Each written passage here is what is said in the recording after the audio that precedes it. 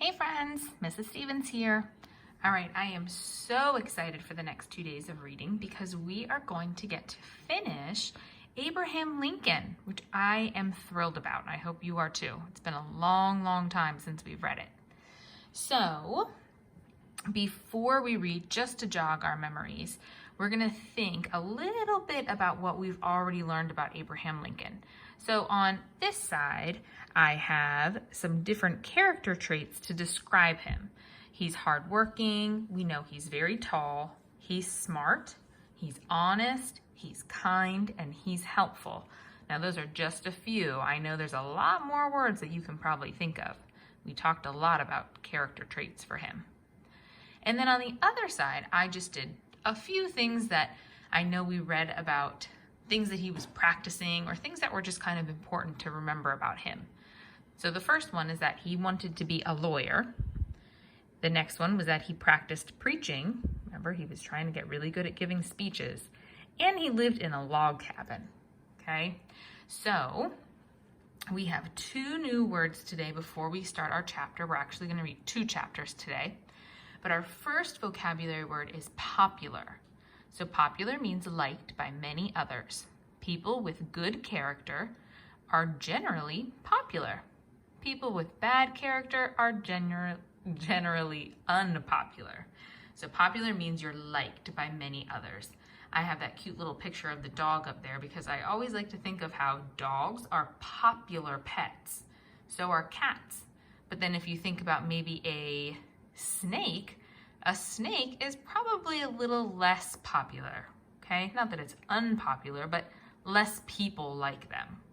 So that would be unpopular. The other word is going to be evidence. Now, evidence, oh, there's my little detective up there looking for some evidence. But evidence is a noun that means facts or information that shows that something is true. When you write about your opinions, your teachers usually ask to provide evidence from the text. Evidence can be something a character says or does, something that the author tells us. There's lots of different types of evidence. I have that little detective up there because if you are ever a police officer or a detective, you need to look for evidence that the bad guy committed the crime. Okay? Just like in our mystery stories we read too. They always had to find evidence to lead them to the right answer. Okay? All right, so you don't have the books at home with you, so you're just going to be listening, and again, I'll show the book so you can follow along while I read. All right, so our first chapter is called How Neighbors Helped. And while we read, we're going to see that the settlers had to cooperate when new people came to their area. They had to work together to support each other through changes. So at the end, we're going to talk a little bit about why they did that. Okay? How neighbors helped. A new settler had come to Pigeon Creek with his family, his wife, and 2 young children. They camped out near the Lincolns. The stranger began at once to make a clearing. After that, he got logs ready for his cabin. But he couldn't lift them and put them in place. No one man could do that. This stranger had no money to pay helpers.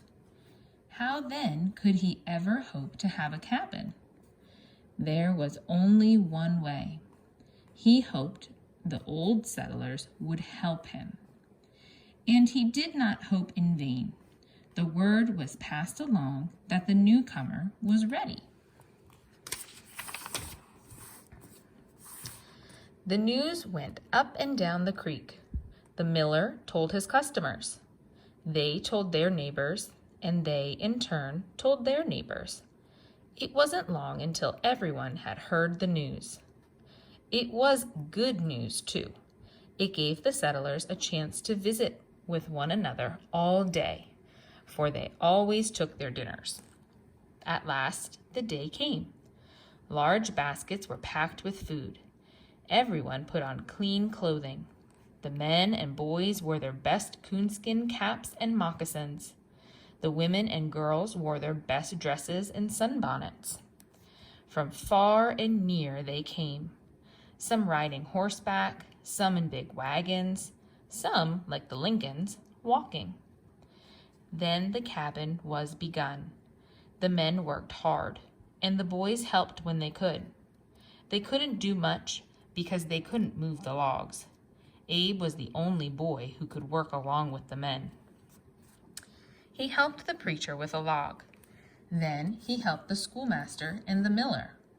When he saw little Mr. Bigger puffing and panting, he helped him. When he saw big Mr. Little panting and puffing, he helped him. Abe was here, there, and everywhere. By noon, the cabin was as high as Abe's head. The women had been busy with the dinner. It was spread on long red tablecloths on the ground, and everyone sat on the ground to eat.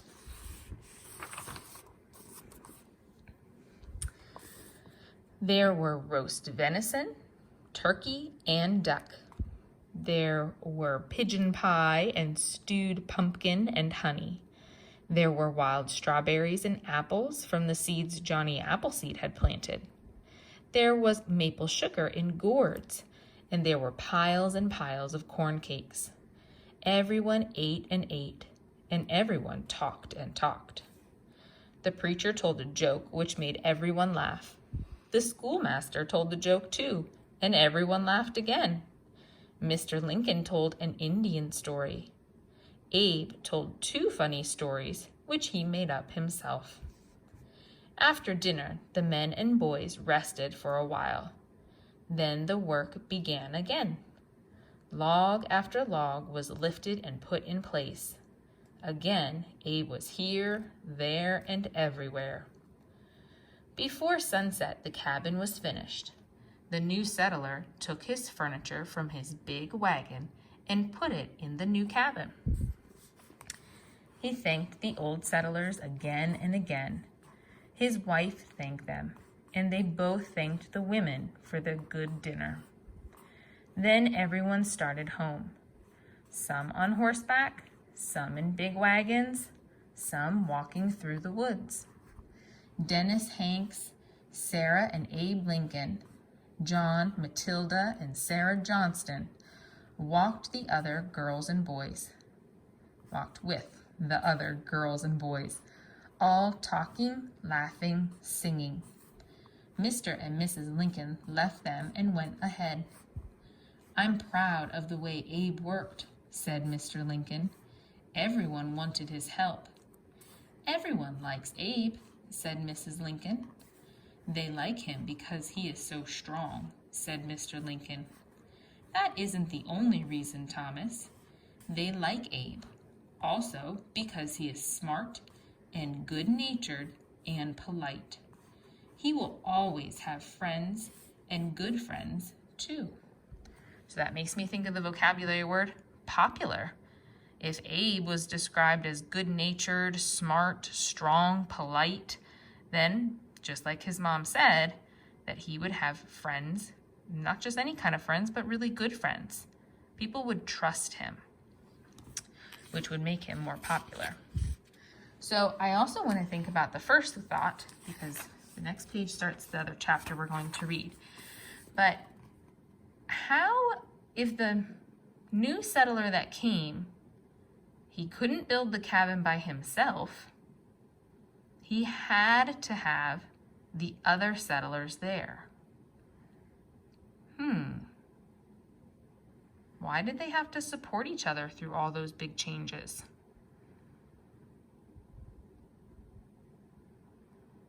I know I'm thinking, because remember, long ago it was much different. Okay, we didn't have where you can call up a construction company on the phone or a plumber on the phone and say, "Hey, something's wrong," or "I need help with this," and they come right over. It wasn't like that long ago.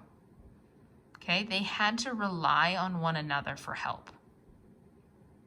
Now, if he had to rely on the other settlers, how did the Lincolns build their cabin without people coming to help?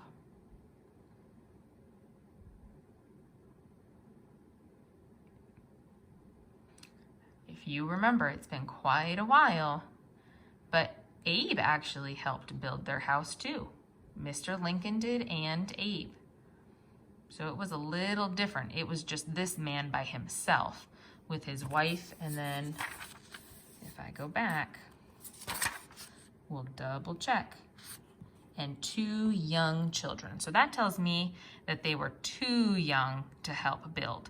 Unlike when Abe and his family moved, Abe was old enough and strong enough that he can help his dad. Okay. We are going to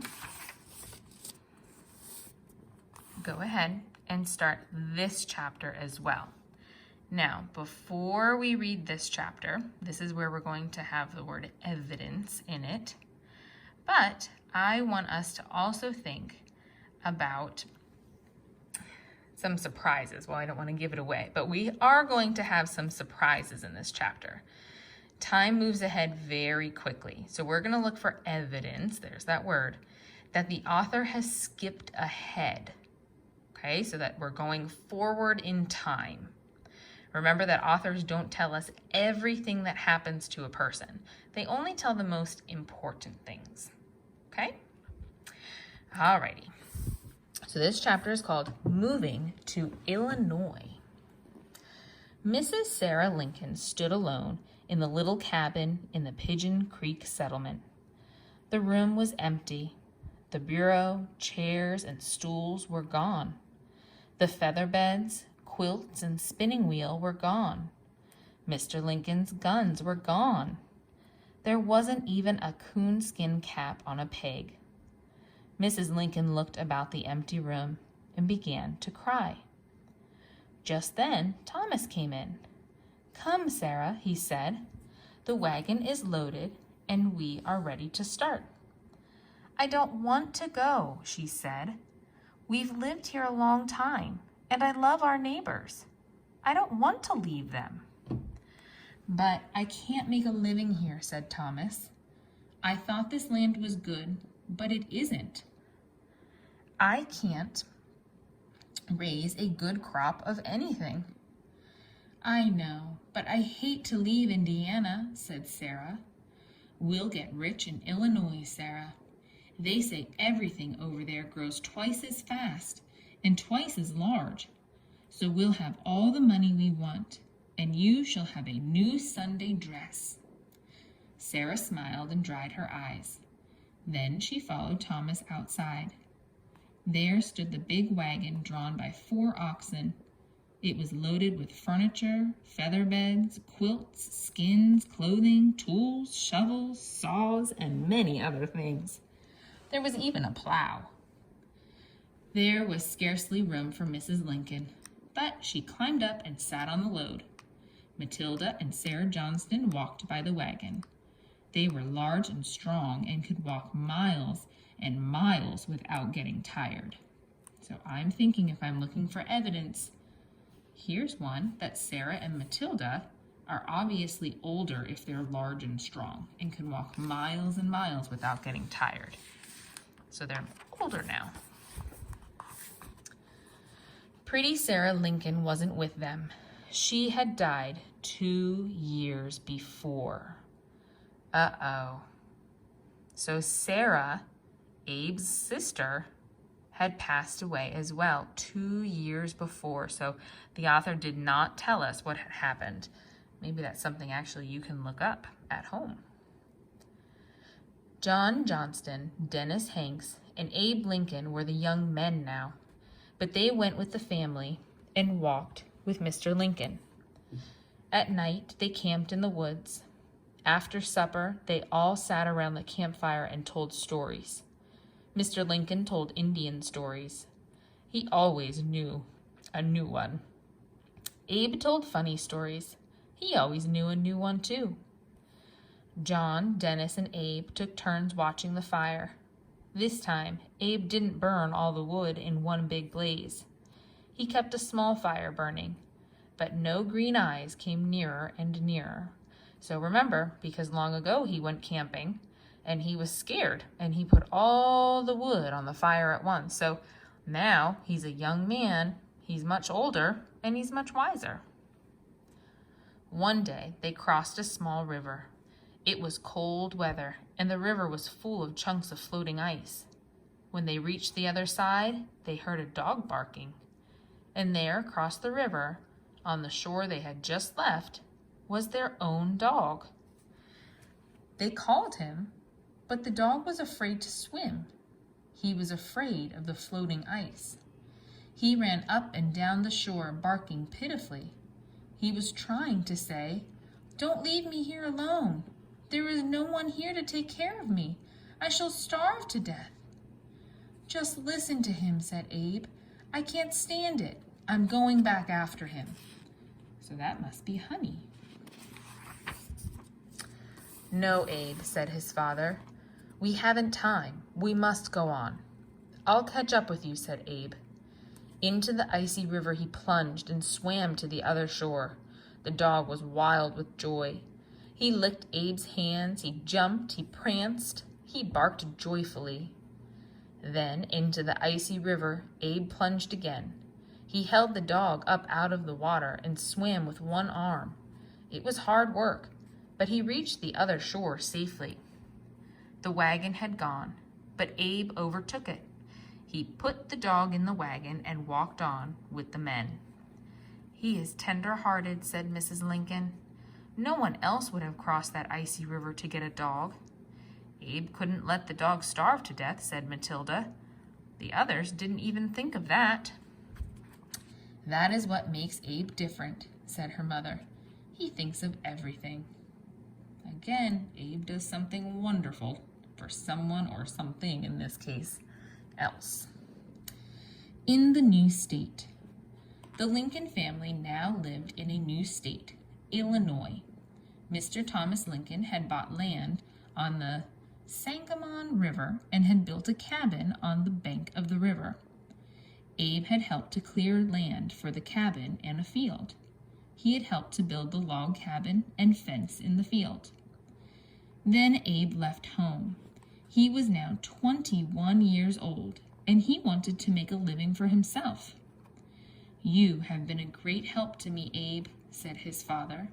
"You have given me every cent you have ever earned. I wish I could help you now, but I can't."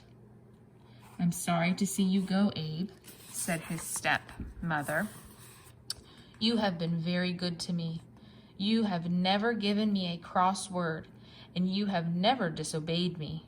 I love you as if you were my own son." "You have been good to me, Mother," said Abe. "I will never forget you, and I will help you as long as I live." Abe carried his clothes in a small bundle. This he tied to a stick, which he carried over his shoulder. He had a little money, about 25 cents. He found plenty of work on farms nearby. He plowed, chopped down trees, and split rails. He husked corn, took care of horses, cows, and pigs. He did every kind of work that was done on a farm. If there was no farm work to be done, he would help the farmer's wife. He carried water, dug potatoes, fed the chickens, and churned. He even took care of the children. He didn't mind rocking a baby to sleep because it gave him a chance to read. He rocked the cradle with his foot. So Abe worked and worked. From sunrise to sunset he worked. But he was never too tired to tell funny stories and jokes. He was never too tired to be kind to everyone. Before long, Abe had many friends. They invited him to Sunday dinner. They told him to stop in when he was passing by. They liked Abe because he wasn't rough and quarrelsome. Most of all, they liked him because he was kind. One cold day, Abe saw a man chopping wood. The man was barefooted and his clothing was old and thin. He was shivering with the cold, and he looked unable to work at all. Abe felt sorry for this poor man. "How are you on this cold day?" he asked. "I'm just about ill," said the man, "but I have to chop this wood.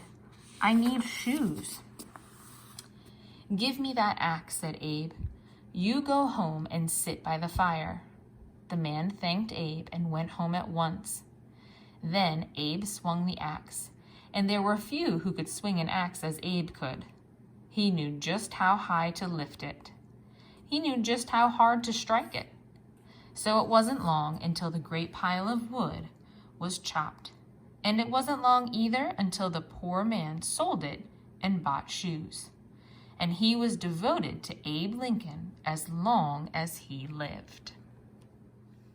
Okay, so we're going to stop here and summarize because we have learned a lot of new things here about how settlers lived. We learned that children give their money to their parents, even if they are working. That's much different than today. And we've learned that they stay with their parents until they're 21. Many children leave home before that now. And we've learned that they leave home without a real plan of where to go or what to do. So life was much different when Abe was a young man than it is to us now. We also learned some surprising things, that Sarah had passed away. Now also just that they're all much, much older, and that they had to move yet again. So remember, this is their third home that they've had, their third log cabin that they've had to build. It's a lot of work that they've done. All right, so I want you to think too about how Abe must have felt leaving his parents.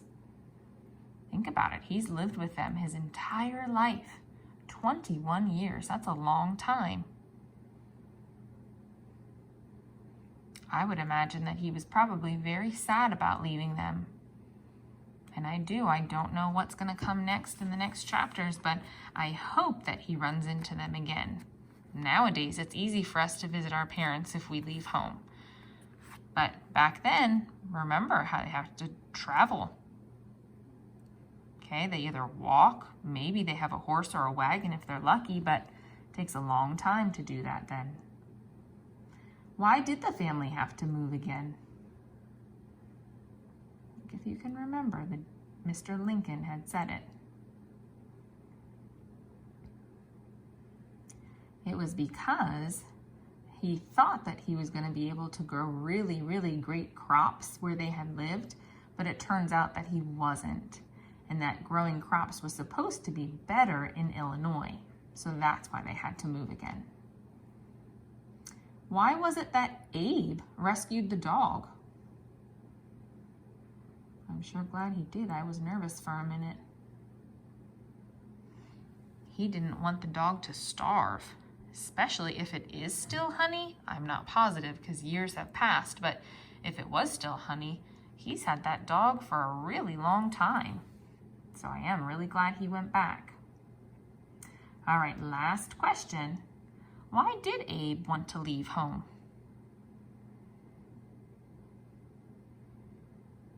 I remember he wanted to leave home because he said that it was time for him to be on his own. He wanted to work for himself, earn his own money. Okay, here it says he wanted to make a living for himself. Looking for that text evidence that tells us why. All right, well, I am excited for Friday to read the very last chapter of Abe Lincoln, Helping the Helpless. So make sure you tune in. We can finally finish Abraham Lincoln. I'll see you then. Bye.